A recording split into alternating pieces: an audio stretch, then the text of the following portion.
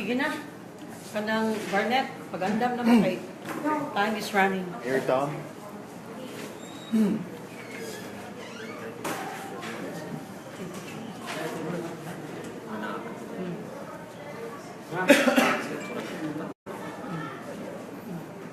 not do it here. You want it there? Yeah. Sige. Let's just my stomach again. Okay, I'm here. I'll be sitting beside you. Yeah, of course. I-angle lang properly.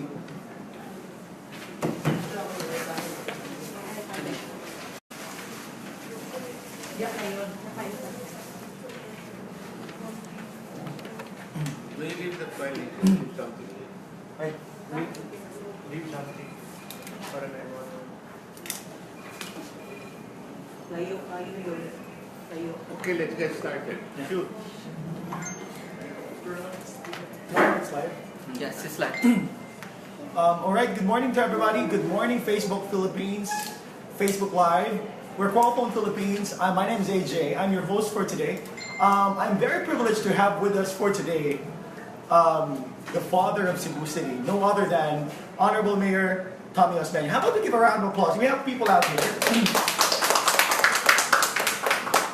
All right, Mayor, good morning. Morning. Before anything else, thank you so much for giving a chance for Qualfon Philippines to have a short chit chat with you. Actually, this one is something we want people, especially our people from Qualfon, to know more about Mayor Tommy Osmeña. So, are you ready, Mayor? Can we start? Yeah, sure. All right.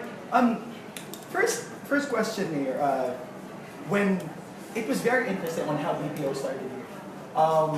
We know that you played a very big role on how BPO started in Cebu, and you were named as father of the BPO. Can you give us your thoughts, Mayor, on how you were named as father of BPO? I'm not the father. It's like this. It all started when the secretary of the DTI, then Secretary Mar Rojas, told me, said, no, you got to look into this. This is the wave of the future, the BPO. I said, BP, what? I said, BPO. I said, what the hell is a BPO? Oh, I heard of something like that. I said, well, if you say so, we'll look into it. So I asked the head of our investment promotions, Joey Mariu, can you look into this? Because it looks like this is the in thing in the future. So let's be the first one to put our finger into this and let's make the best out of it. And so we did. So it took a while to bring in the first CPO, but after that they just came in one after the other. And so it's only because I was the highest rank among the starters, I'm called the father. But Mara was the father. Joe and you is even more of my father. There's so many fathers in this thing. I'm just the face.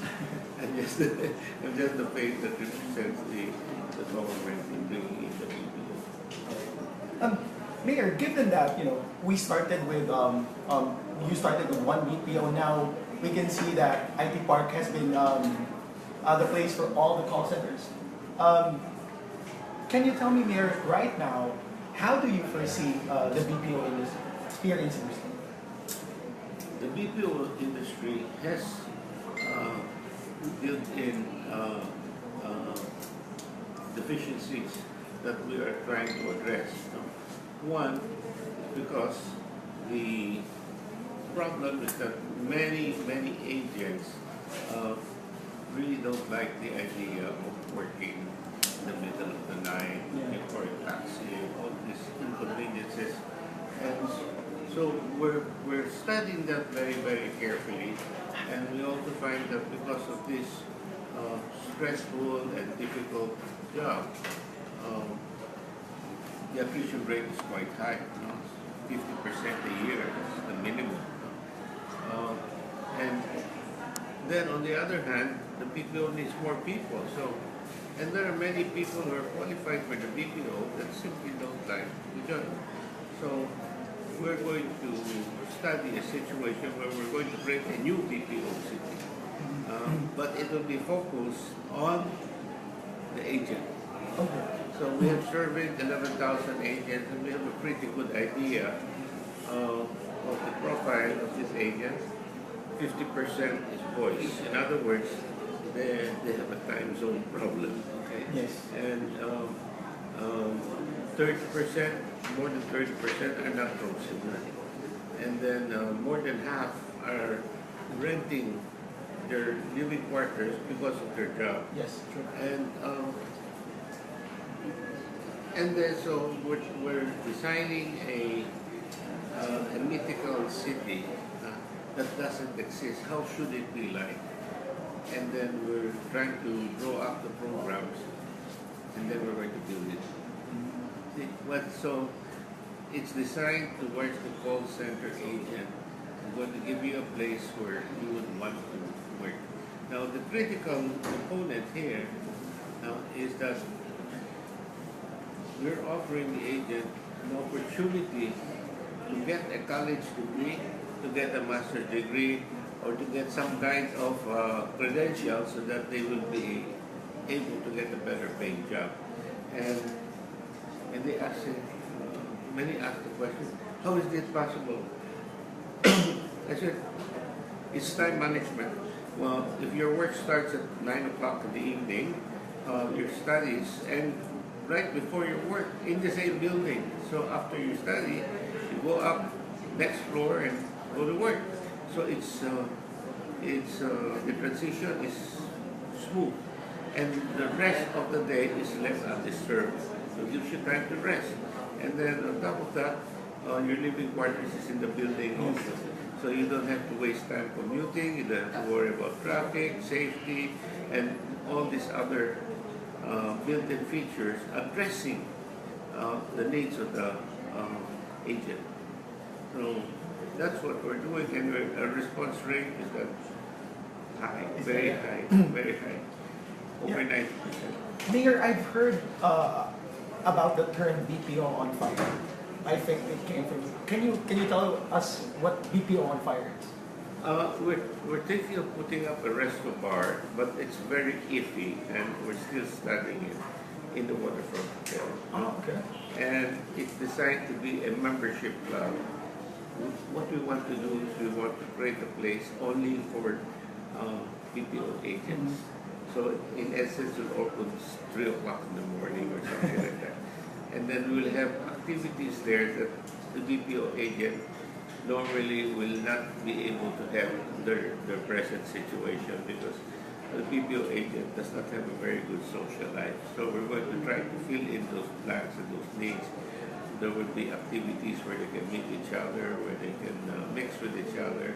Aside from the food will be affordable, so that after work there's a little playtime there, and it will only be by membership. And the membership fees will be 50 pesos a year. Oh, wow. That's all, The membership is just to restrict people outsiders from coming in, because we don't want it to be a big hit to the general public. This is something which the BPO agents can call their own. So we're going to call it BPO On fire.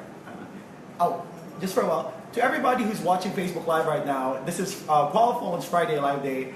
I am here with Honorable Mayor Tomas Osmeña of Cebu City. And at the same time, to everybody, if you want to check on the latest updates of Qualfon, check on our Facebook fan page. It's Qualfon Philippines.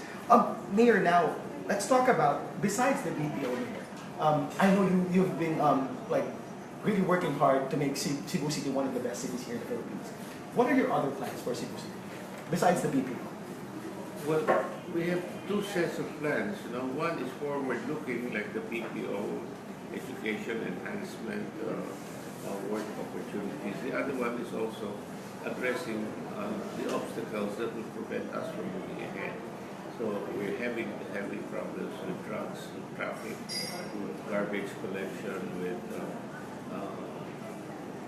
housing. So we spend a lot of energy addressing these problems. That's how I call defensive, just so that this will not prevent our city from moving ahead. These are the obstacles that will stop us.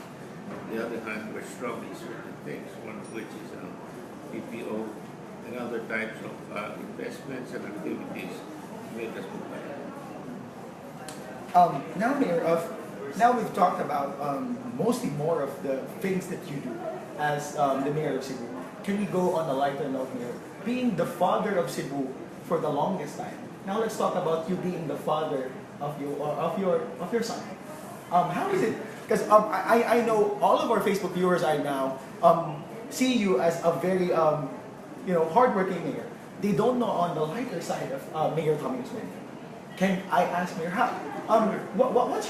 What's the normal day of Mayor Tommy Osmeña if he's not here in the office? Well, normally playing with your grandchild. I play with your grandchild. Just like his grandmother, Margaret loves to play with the grandchild. Spend a lot of time with her. And we get together with friends because we have a life outside government and politics. I like to cook, Really, Mayor? Yeah, yes. Can you please share to us what's the best dish that you have like preparing? Oh my goodness. Because you said you told me you like to cook. Actually, when I like to cook, doesn't mean I'm a good cook. I just like to cook because I just forget everything else. But some people ask me, tell us something that we don't know. Yeah. And I said, number one, to me, preparing a dish sometimes doesn't need the ingredients. It's the process. The process about it. Yeah, process. So there's a very, when people say, really? Like what? Like for example, how to fry a fish. Yeah. You see, what's so difficult about frying a fish? Well, I'll tell you what's difficult. When you go to a Chinese restaurant and you look at the fish that they deep fry, it's very crispy outside and it's very moist inside. Yeah. Okay? And one reason for that is because they have these super burners that are like flamethrowers. They're really so strong. The oil is really super hot. But when it's cooked, it's crispy outside and moist inside. And then when you go home, you look at your stove, the flames are so weak. Candila, how do you do that? How can you replicate what happens in a Chinese restaurant with your pathetic stove in the house? I said, you can. And people said, you can. Yeah. What you do is you put oil in the pan, and you have to be patient. You leave it at full on, and you leave it there. And it will take a long time. Yeah, until it smokes. That's a long time, So it really heats up, and then it starts to smoke. That's really hot. Then I put the fish in, drop it in there, and I take it out after a few seconds. That's what makes it crispy. No. This what happens is that because the fish is wet and cold, the temperature of the oil drops down right away. So I take it out and I let the oil heat up until it smokes again. And I throw it in again, and I pull it out, and then throw it in again, let it heat up. A very rigorous process. Yeah, but in the end, you have fish that's very crispy outside and very moist inside. There's no ingredients. You don't put salt or whatever. I don't put anything else. Just salt. It's really the process. In other words, it's the process. It's a science. It's the technology, the dynamics of seeing how the fish cooks. So temperature has to be high. You don't allow it to go down. So once just drop it in initially, just take it out right away because the oil temperature is down. Things like that. Acting to everybody. Now we're having a glimpse of the normal life of Mayor Tommy Osmeña. I know, Mayor, for the longest time that you have served Cebuanos, Cebu City, per se. I know it's quite difficult to divide your personal time with your time here as serving people in the government. And I know it takes. Do you have like a balanced life, Mayor? We can say you still give more time to your family, or sometimes you get drowned with the work here. There's a lot of that, but time management is a very important element, especially when you have to go out and meet people. As an alternative, I think I'm the only mayor that puts my cell phone on Facebook. I know. People text me, but believe me, it's still faster than my talking to people, walking up and down the street and talking to them. That's one. And then two, I can do it while I'm riding in the car. I spend a lot of time sitting in the car doing nothing. So when I get back to the car, I just continue. I spend about an hour and a half, sometimes more. And day just answering texts, but people are surprised that they didn't get a response. And I also like to hear suggestions without really the inconvenience of going out there and walking up and down. This is really a time saver. I can be seated in a chair in the car, and then I'm just communicating with people. I get all kinds of ideas. So at first, to be honest, when I saw that on your Facebook fan page, I was thinking twice of texting you now. Because I was thinking that, will you be answering to the text? Now we know, everyone who's watching Facebook Live, now we know whenever you send a text message to that to the Facebook fan page of Mayor Tommy Osmeña, it is him who's answering those text messages. No, I read it. You read it, I and don't necessarily answer it. See, that's the other part. Many of the complaints are common. okay. Like, Mayor, pick up my garbage. And I'm not going to respond to that individually. I forward it to the guy in charge of garbage, and he calls up the person and says, okay. You texted Mayor Osmeña about the garbage. What's the problem? And so it's just forwarding things most of the time. But sometimes I have to do it myself because it's not a standard question. There are issues like drugs. I get information on drugs and issues about poor service by some of our officers. I forward it to the department head, and they have to respond. Or sometimes questions that even involving the city government that works with us, like MCWD, Mayor, we have no water pressure, it's stopped. Okay, so I just forward it to the chairman, and he sees to it that it's all answered. And so people are surprised, wow, that I can respond. It's just a system. It's just a system of passing on the message to the right person. But sometimes I have to do it myself. But there are new suggestions like, Mayor, can you open the library 24 hours? Yeah. And I said, okay, so give me a week. Wow, it went viral. It came all over the country. Cebu City is the first library in the history of the Philippines. 24 hours. And ultimately, it's just a passing remark. That's what I mean. Sometimes we cannot find the problem unless people tell us what the problem is. Because people spend many of our students spend all their money in coffee shops. That's why this proliferation of coffee shops are just places for children and our students to study. So we're going to concentrate on this now, and they're happy. Mayor, given, for the longest time that you've served Cebu City, I know you are one of the multi-awarded mayors here in Cebu. With all the things or the things that you have done, were there regrets here? Some of the regrets, like that we can say, things that you haven't done yet, or you want to do on the long term. Well, you'll be surprised. My philosophy is that I have more regrets than accomplishments. Because I try anything, and then 80% doesn't work. But I look at the 20% that works. Then I try another set. Then I try another set. And I just look for the 20% that works. It's a learning process. Just try it. If it doesn't work, don't do it again. But I'll tell you one thing.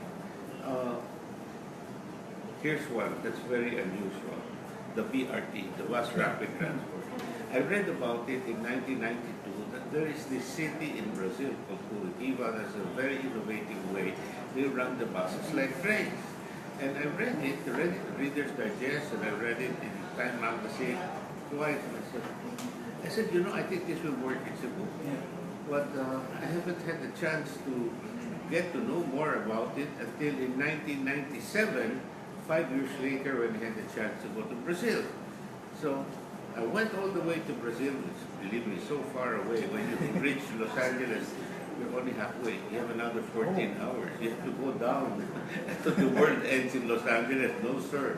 There's the bottom half, and you go to the bottom. Anyway, so I went to Brazil. Fortunately, the Philippine ambassador to Brazil is my god brother, So he set up all the appointments with me, with the mayor of Curitiba, and look around. I said, "Wow, this really worked. This will work. This will work." It's exactly the way I read it. And then, but when I came back here, I gave up on the idea because I said I can't challenge the bureaucracy in Manila to do this. You you have to deal with the LTFRB, LTO, and whatever, Department of Transportation, and all of that. I said, I can't do it. So I failure. I didn't do anything about it. That was 1997.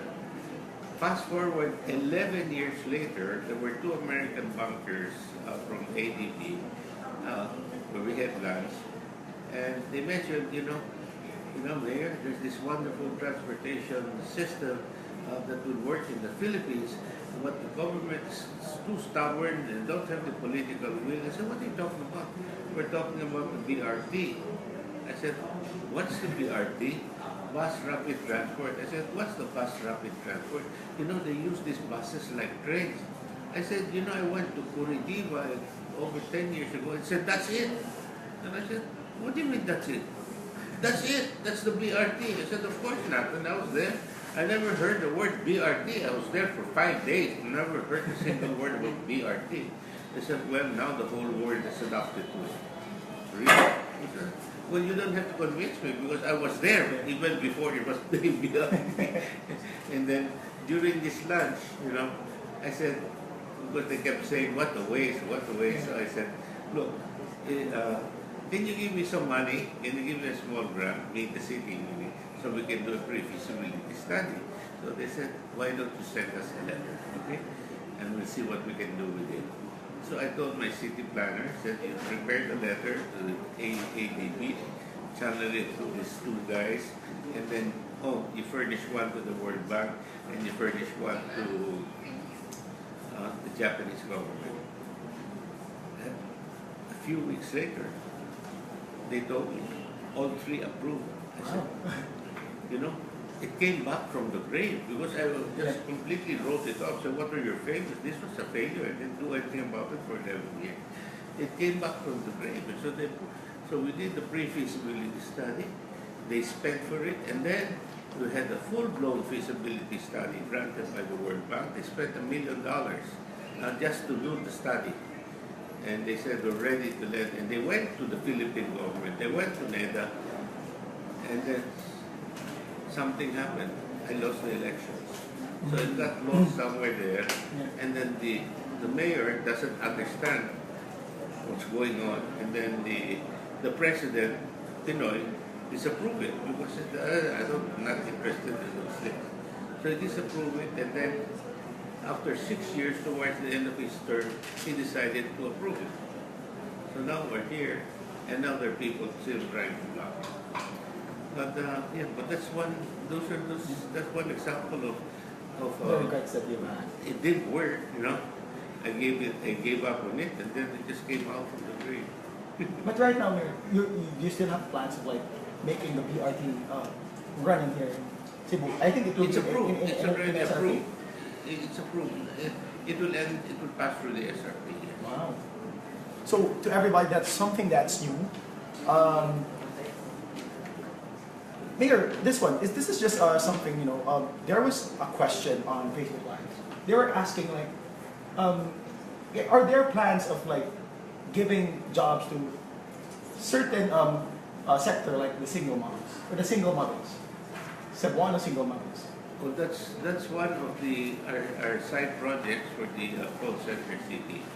That I've seen many single mothers that are very qualified. Some of them are even board examinees, CPAs, but because they have a baby, they can't be separated from their baby, and many of them are not productive.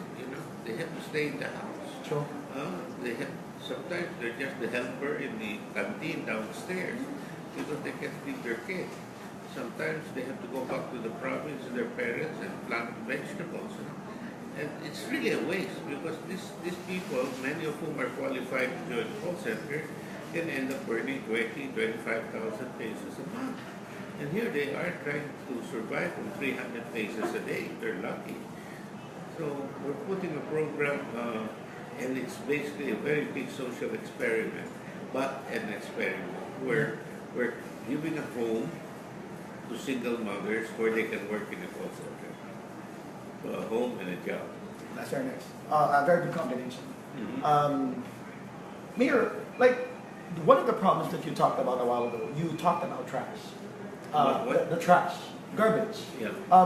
Like Qualfon right now, we are supporting an advocacy of using this reusable straws instead of using the plastic straws where we throw it afterwards. We're now pushing on supporting. If we need to use the straw, it can be a reusable straw. Absolutely, absolutely. But we need a stronger representation in our council to come up with the formulas. I have to bring in outside lawyers because there are technical issues involved.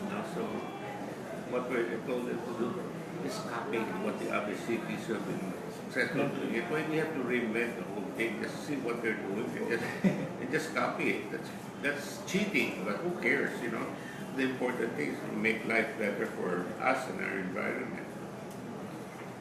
Mayor, okay, we're now nearing to the last part of our interview, Mayor. Now, this one, it's like, if you watch the late night, the Boy Abunda talk, this is like fast talk. I'm going to ask you questions, Mayor. You just need to choose between them.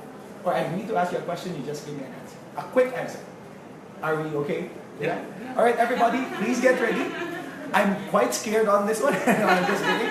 But this is very simple, Mayor. Let's start with question number 1.